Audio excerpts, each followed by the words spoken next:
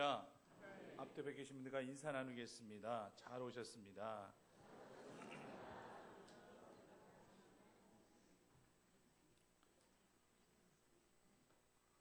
운동선수에게 경기력이라고 하는 것은 제일 중요하겠죠. 왜냐하면 경기력이 결국 실력이기 때문에 그렇습니다. 바둑을 두는 기사들에게도 기력이라는 것이 있습니다. 결국 기력의 차이가 바로 실력의 차이가 되는 거죠. 인간에게도 기력이라는 것이 있습니다. 우리가 움직이고 때로 운동하기 위해서 또 그렇게 살아가기 위해서는 기력이 필요합니다. 이 기력을 위해서 우리가 음식물을 섭취하는 것이고 영양분을 얻게 되는 거죠. 또 때로는요, 이런 기력을 얻기 위하여 또 원기를 회복하기 위한 보약을 또 먹는 경우들도 있습니다. 그만큼 기력이라는 것은 매우 중요합니다. 오늘로서 평창올림픽이 다 끝나는데요, 금메달을 딴 선수는 마치 세상 다 가진 사람인 양 그렇게 풀쩍풀쩍 뛰면서 또 그렇게 때로는 바닥에 들어 눕는 경우도 있더라고요. 얼마만큼 좋은지 그 기쁨과 안위를 그런 식으로 이렇게 표현하고 있는 거죠. 하지만 메달을 따내지 못한 선수는요, 거의 대부분 고개를 푹 숙입니다. 조금 실망한 듯한 망연자실한 채로 멍하니 하나님을 쳐다보기만 하기도 하고 또 그러면서 또 눈물도 흘리게 되죠. 이번 아이스하키 경기를 보니까 우리나라 남녀 선수들이 전패를 했어요. 분명한 경기력의 차이가 있어요. 실력의 차이가 있는 거죠. 특히 여자 아이스하키 대표팀은 아시다시피 남과 북이 하나로 된 단일팀이었습니다. 그래서 다른 어떤 팀의 경기보다 좀 더 관심 갖고 보게 되죠. 모든 경기를 다 마치고 난 다음에 TV를 통해서 보니까 우리나라 코치였던 그 외국인 여자 감독도 울고 그 옆에 북한 대표단을 이끌고 왔던 그 북한의 그 감독도 억지로 울음을 참고 있는 모습이 비춰졌어요. 선수들끼리도 함께 우는 모습을 보게 됩니다.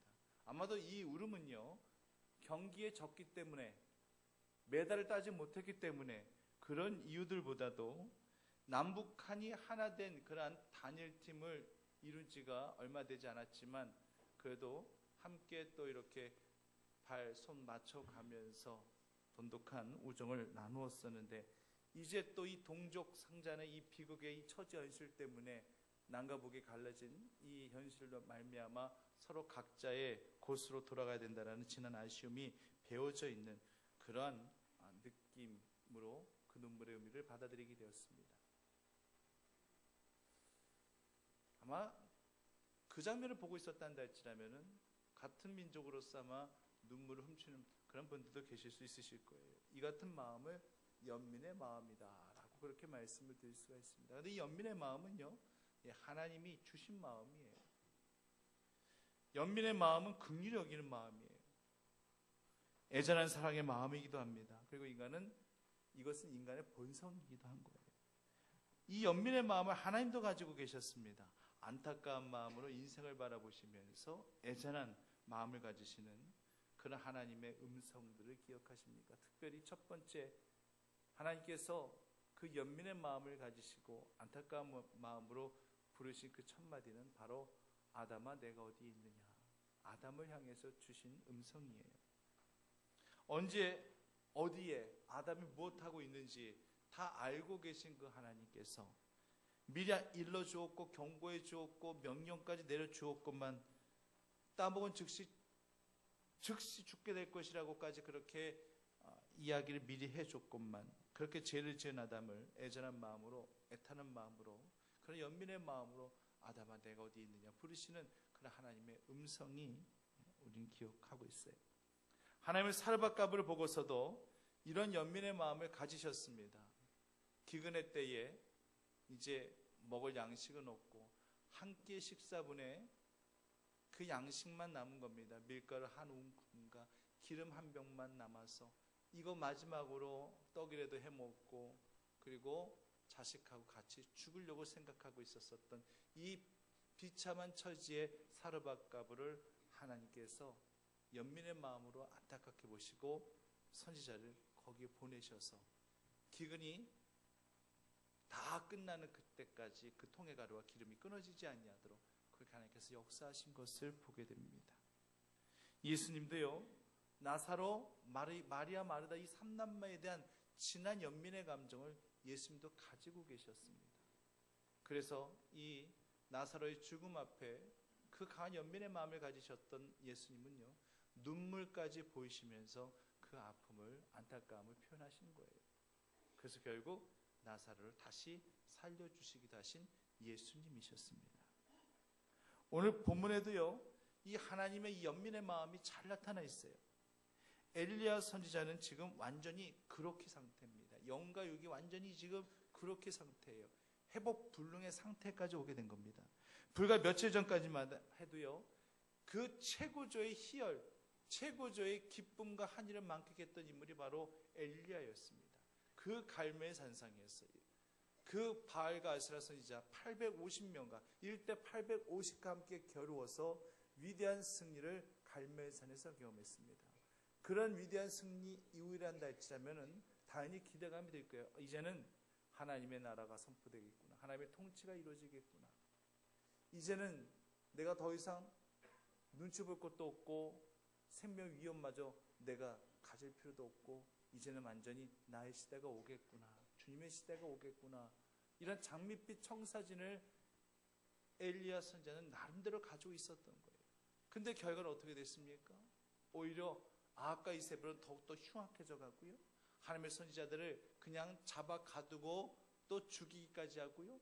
그런 어떤 죽음의 서슬퍼른 칼날은 이제 홀로 남아있는 것 같은 느낌을 가진 이 엘리야 선지자를 향해 겨누어져 있다라고 하는 것입니다.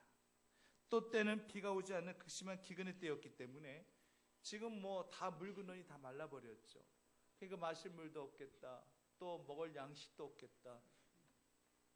정말 목마르고 배고프고 육적으로도 완전히 이 기근의 상태에서 또 영적인 기근까지 정말 한치 앞을 내다볼 수 없는 암흑과 같은 그런 때에 이럴 때에 바로 엘리야는 하나님 앞에 뭐라고 고백했겠습니까?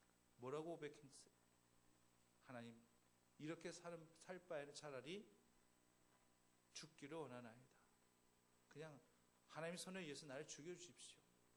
이 같은 고백을 로뎀 나무 아래서 하나님을 향해서 하고 있는 그런 이 엘리야를 보게 됩니다. 사실요, 이거는 망언입니다. 망언. 어떻게 이런 고백을 우리 같은 생각에 아무리 힘들고 괴로워도 그렇지 하나님 앞에 할 수가 있고 안 할 수가 따로 있지 어떻게 하나님 앞에 죽여달라고 저렇게 얘기해? 차라리 죽기를 원한다고 그렇게 얘기할 수 있어? 그 정도 아무리 힘들거려도 그래도 하나님의 선지자인데 그 하나님의 선지자가 그런 식으로 그렇게 하나님 앞에 얘기해? 그렇게 마음 약한 소리를 하고 있어. 충분히 이렇게 생각할 수 있잖아요. 그리고 생각해 보세요. 자식들이 부모에게 어떻게 무례하느냐? 부모님 딱 면전 앞에, 어머니 면전 앞에서 엄마, 저 죽고 싶어요. 그냥 죽여주세요. 살기가 싫어요. 이런 것보다, 이렇게 말하는 것보다 더 큰 불효가 어디 있을 수 있겠어요? 부모보다 먼저 죽겠다는 건데 그런 불효가 어디 있겠습니까? 말도 안 되지. 이건 망언이에요. 하나님 앞에 정말 하지 말아야 될 소리를 지금 엘리야는 한 겁니다. 하나님도 이런 나약한 생각 갖고 뭘 하려고 하느냐 책망할 수도 있을 것이고 그런데 하나님은요 본문에 언급된 하나님의 모습을 보면 전혀 그런 모습이 안 보여져요. 이런 엘리야를 보시고 하나님은 진한 연민의 마음을 가지셨습니다. 그래서 천사를 엘리야에게 보내가지고 그리고 숯불에 구운 그러한 떡덩이와 그리고 물을 그렇게 공급해 주었어요. 그리고 이 천사가 이 엘리야에게 한 행동을 보면은요, 한 번도 아니고 두 번씩이나 자고 있는 엘리야를 어떻게 하는 거예요? 어루만져 줍니다. 지금 엘리야가 어린 나이가 아니에요. 아이들 어리면 귀여워서라도 머리 한번 쓰다듬어 주고 이뻐해 주고 그게 자연스럽지만 다 큰 어른이에요. 다 큰 어른한테 이렇게 머리를 쓰다듬어 준다. 어떻게 보면 남사스러운 그런 행동으로 비춰질 수도 있어요. 그러나 하나님의 입장에서는요, 그런 거 하나도 문제되지 않아요. 하나님 앞에서는요, 우리 모두가 다 어린아이 같아야 됩니다. 분명한 거예요. 어린아이 같은 마음을 갖지 아니하면 결단코 천국에 들어갈 수 없다고 했어요. 우리가 몸은 이렇게 늙어지고 다 어른이 되었단다 할지라도 우리 생각과 의식은 항상 어린아이 같이 그렇게 순수할 수 있어야 되는 거예요.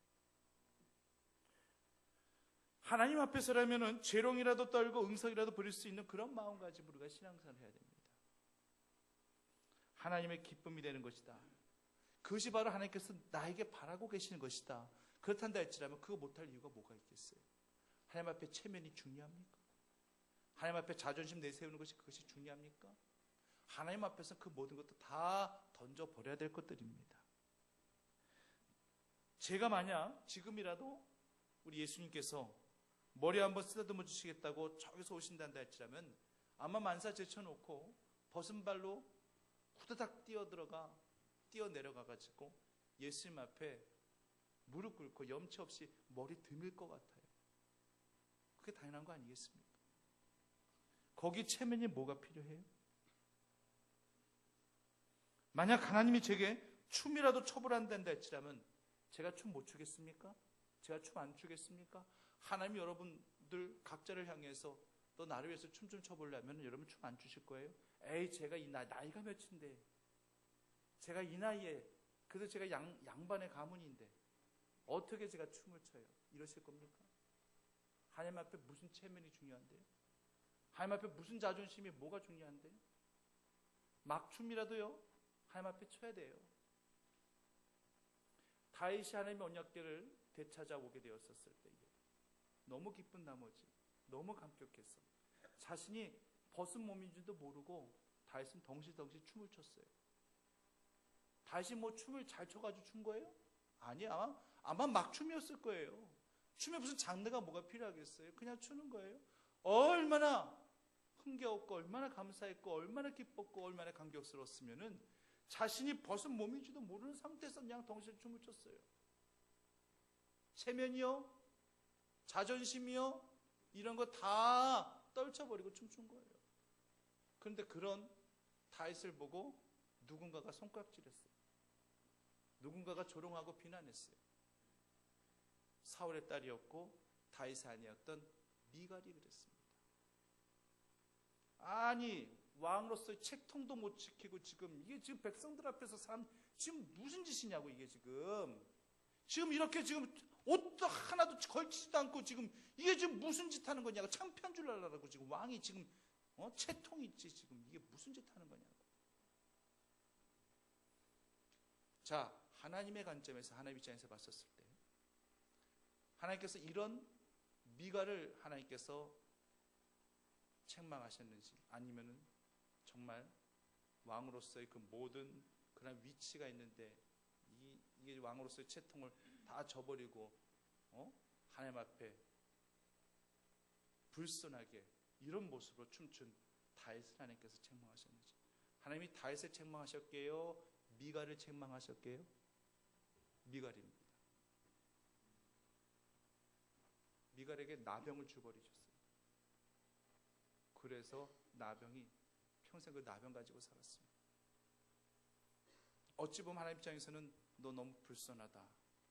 어찌 이런 모습으로 춤을 추고 사람들 앞에 그렇게 나를 욕되게 하느냐? 하나님은 그렇게 말씀하실 수도 있으셨는지 모르겠지만 하나님은 그런 부분에 있어서 다윗 전혀 책망하지 않았습니다. 자존심, 체면, 왕이라는 위신 다 내려놓고 하나님의 언약궤를 내가 다시금 되찾았다는데 그 감격과 기쁨을 그대로 표현한 것에 대해서 하나님은 인정하신 거예요.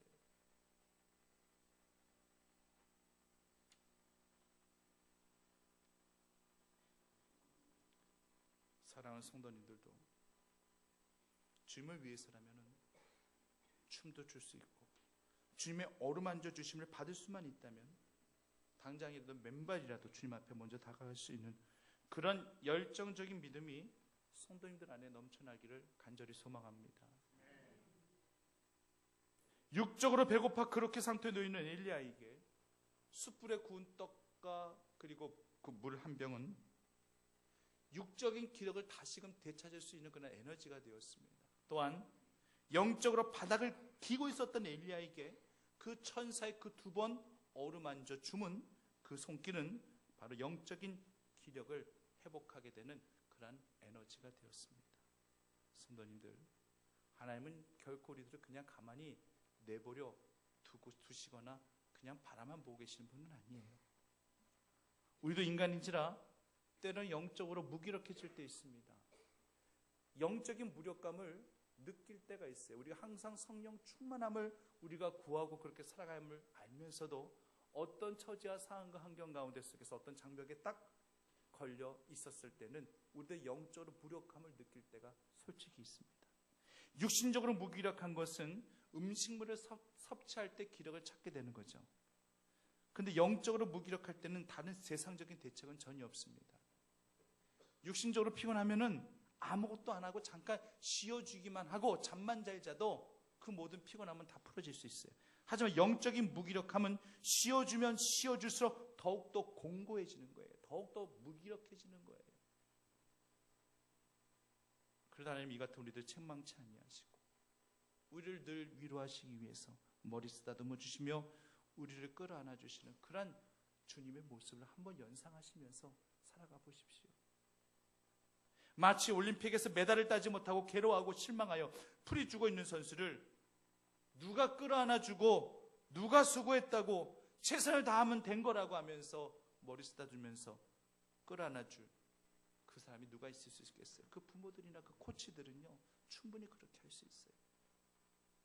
우리 하나님 언제든지 이 같은 모습으로 성도님들을 늘 품에 안아주시고 늘 쓰다듬어 주시며 우리를 위로해 주시고 계시다는 사실을 절대 잊지 마시기를 바랍니다.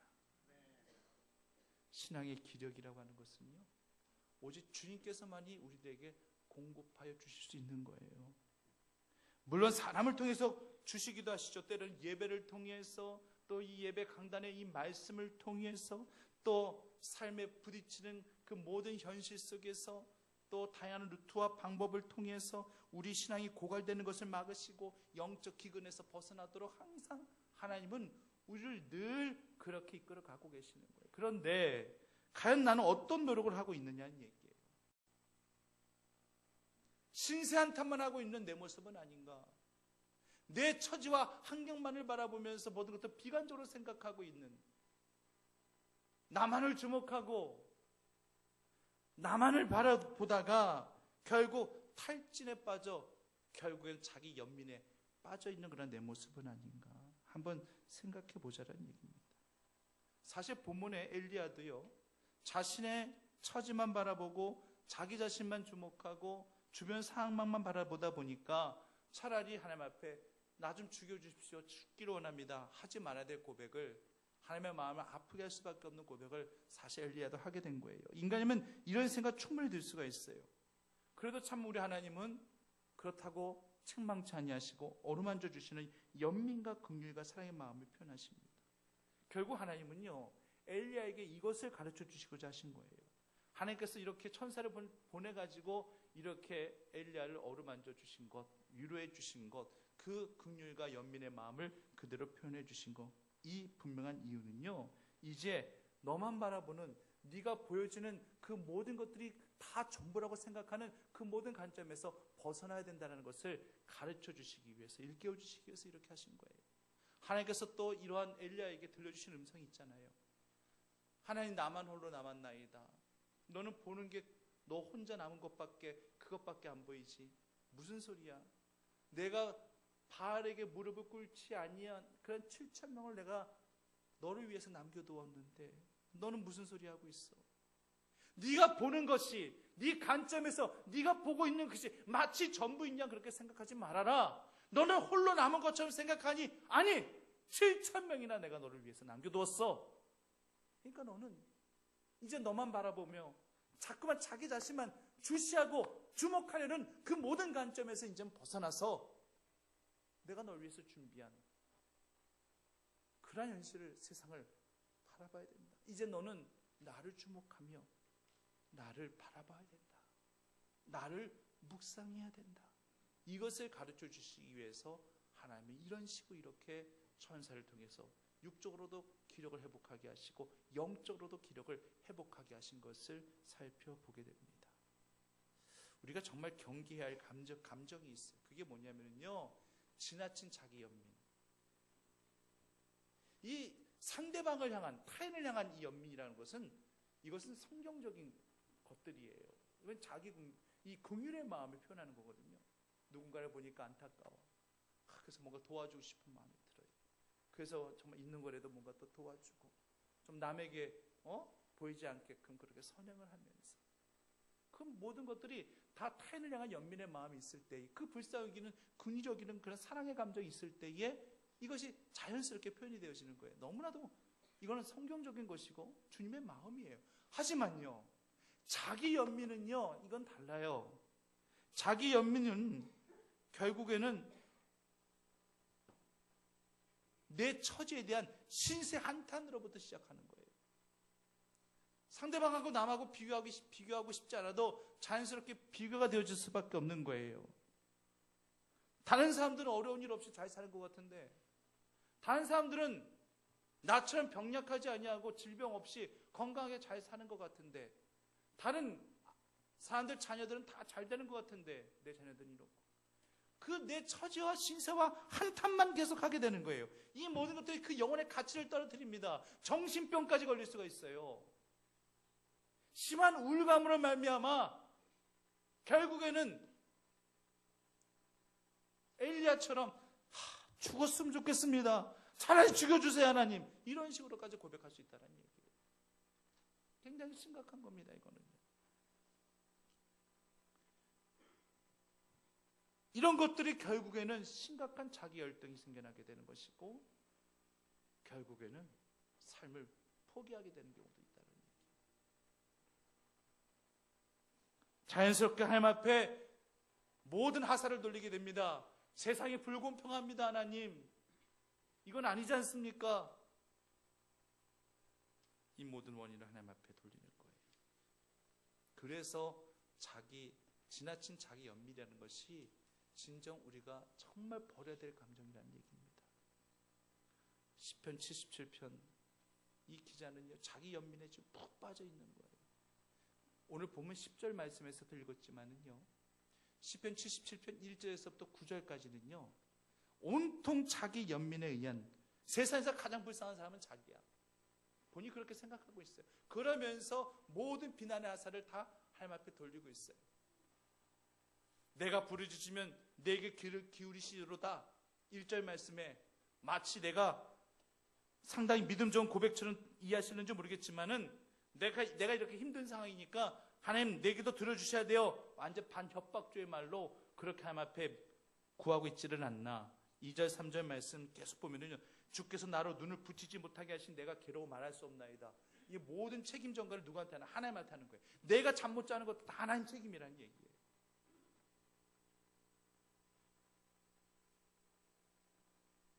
5절 6절 보면은요, 다 이전에 내가 왕년에 내가 잘 나갔던 때 그때만에 곱씹으면서 자기 신세 처지 한탄 지금 하고 있는 거예요. 지금 7절 말씀 이어보면은, 주께서 영원히 버리실까? 다시 은혜를 베풀지 아니하실까? 주의 인자하심은 다 바닥이 난 것인가? 그 허락하심은 영원히 없어진 것인가? 내게 화가 나서 지금 하나님의 긍휼하심이 다 없어진 것인가?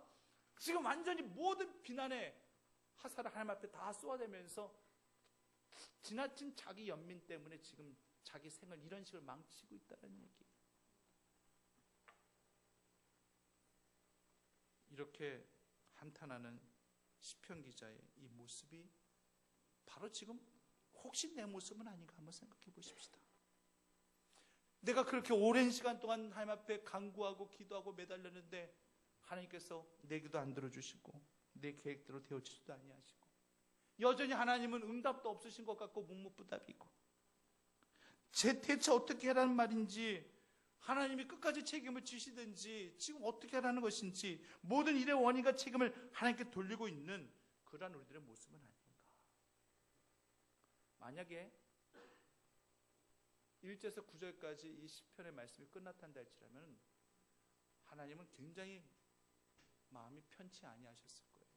근데 이 시편의 말씀들이 결국에는 관점이 달라지니까 하나님을 찬송하게 됩니다. 오늘 본문 10절 말씀부터 완전히 바뀌어요. 반전이 되어집니다. 10절, 11절, 12절 말씀에 기억하다, 진술하다, 묵상하다, 생각하다 이런 단어들이 나오죠. 무엇을 기억하고 무엇을 진술하고 무엇을 묵상하고 무엇을 생각하느냐. 이제 그동안은 나만을 바라보며 나만을 묵상했었던 그 모든 삶의 이 방법들을 다 제하여 버리고 이제는 하나님을 기억하고 하나님을 진술하고 하나님을 묵상하게 되다 보니까 자연스럽게 찬송이 나오게 되더라는 얘기입니다. 시편의 42편 말씀도 그렇고 시편의 73편 말씀도 그렇고 오늘 보면 77편 말씀도 그렇고 다 처음에는요. 시편 42편도 그렇잖아요. 종일토록 내 눈물이 내 음식이 되었나이다. 사람들이 다 나보러 하는 말이 뭐라고 그러는지 아십니까? 하나님이 어디 있느냐? 네가 찾고 있는 하나님이 어디 있느냐? 다들 그렇게 얘기하더이다. 이렇게 자기 지나친 자기 연민 속에서 그렇게 빠져들면서 그런 식으로 신찬탄하듯이 그렇게 시편의 말씀 써 내려가다가도 이제 관점을 자기를 바라보는 관점에서 이제 하나님을 바라보는 관점으로 탁 주목함으로 바뀌어지다 보니까 하나님의 음성이 들려집니다. 내 영혼아 어찌하여 낭망하느냐? 내 영혼 어찌하여 내 속에서 그렇게 불안해하느냐? 그를 바라보라. 그가 너를 도와줄 것이니라. 하나님을 찬송하게 되더라는 얘기입니다. 하나님 어찌 이 세상을 이렇게 악인이 득세한지요? 하나님 악인은 더 잘 사는 것 같습니다. 막힘없이 모든 일이 형통하게 풀려진 것 같습니다. 왜 나 같은 선인은 왜 이렇게 힘겹게 살아가는 것입니까? 왜 자꾸 미끄러지는 것을 이렇게 경험하게 되는 것입니까? 시편 73편에도 그런 식으로 고백하다가 결국 마지막에는 하나님은 그래도 이 같은 선인을 택한 하나님의 의인을 하나님께서는 구원해 주실 것이고 저들을 분명히 하나님 심판하여 줄 것입니다. 이렇게 주님의 관점에서 인식이 딱 바뀌어지면은요, 내 기도 응답이 받아야지만 주님을 찬송할 수 있는 줄 아십니까? 아니요. 고난 가운데 찬송이 고백되어집니다. 고난 가운데 감사가 주님 앞에 고백되어지는 것입니다. 시편 77편 하나의 기도라고 생각해 보면은요, 비참한 감정을 가지고 자신의 고난에만 집중하며 기도를 올려드리다가 점점점 가격한 말로 하나님을 그렇게 공격하듯이 기도하다가 그 마지막 그 슬픔의 끝자락에서 하나님을 생각하고 하나님을 묵상했더니 하나님의 구원하심을 찬양하는 기도로 바뀌어지게 되는 것입니다. 사랑하는 성도님, 오늘 어떤 마음으로 예배드리러 오셨나요? 아마 성도님들 가운데 속에서는 의뢰의 오늘 주일이니까 예배 드려야지라는 생각 갖고 기계적인 그런 몸짓으로 이 자리에 오신 분도 계실 수 있으실 거예요. 오늘은 목사님께서 어떤 말씀을 내게 주실까라는 그런 간절한 고대감을 가지고 또 이 자리에 찾아오신 성도님도 분명히 계실 것입니다. 어떤 분들은 삶의 고난 속에서 너무나도 힘겨워 하나님 앞에 위로받고 상처받은 심령 치유받기 원하여서 또 이 자리에 찾아오신 분들도 분명히 계실 것입니다. 오늘 드려지는 이 예배를 통해서 여러분들의 고난과 슬픔이 찬양으로 늘 바뀌어질 수 있기를 간절히 바랍니다.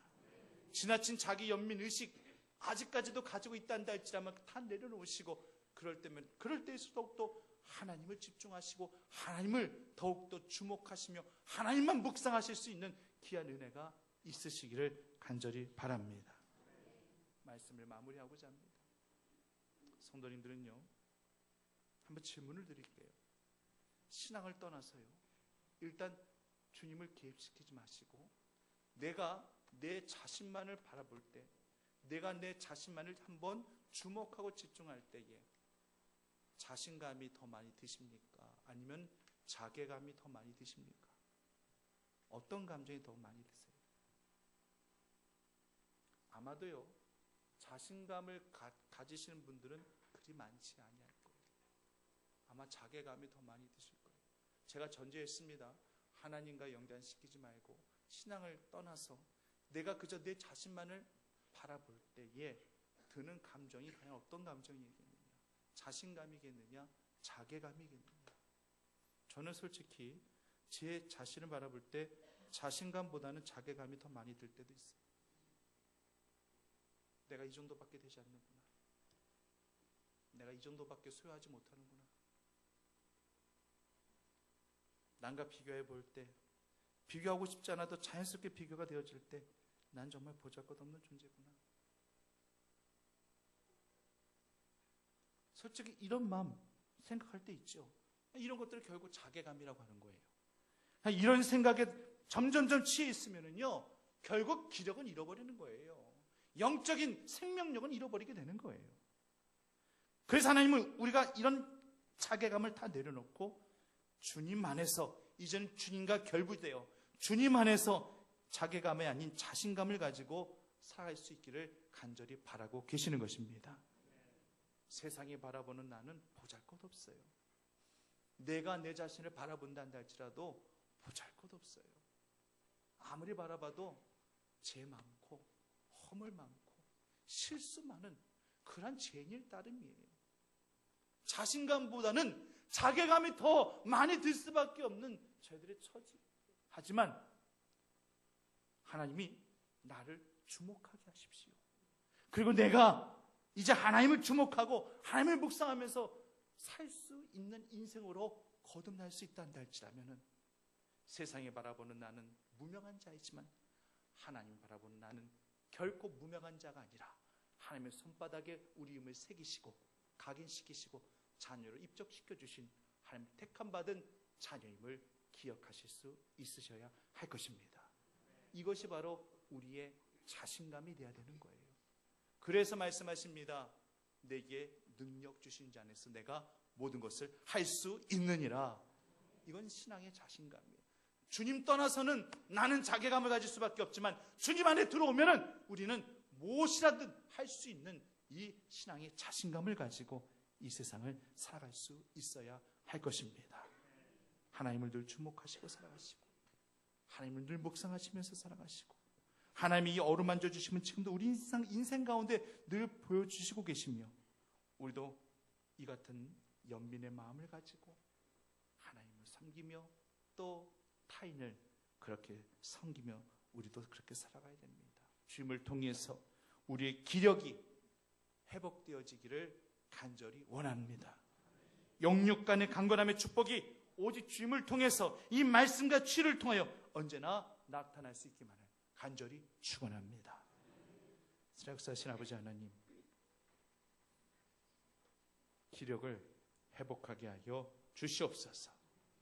육신적으로 힘겨워하고 있는 분들에게 있어서는 하나님께서 엘리야를 통해서 또 떡덩이와 물 한 통을 공급하여 주셔서 그 기력이 회복되어졌듯이 또 우리들이 먹어야 될 음식물을 통해서 영양소를 통해서 우리 육신의 기력도 회복되어질 수 있게 인도하여 주시옵시고 무엇보다도 아버지 하나님 영적인 기력 상처받고 힘겨워하고 자기 연민에 빠져있는 그 모든 영혼들이 이제는 자기 연민에서 벗어나 하나님을 묵상하며 하나님을 바라보며 하나님 앞에 매달릴 때에 주님의 어루만져 주심 쓰다듬어 주심 주님의 그 위로하심을 통해서 다시금 세임받아 주님 바라보는 주바라기 믿음으로 세상에서 이겨 승리할 수 있는 저희 모두가 다 되어질 수 있도록 인도하여 주시옵소서.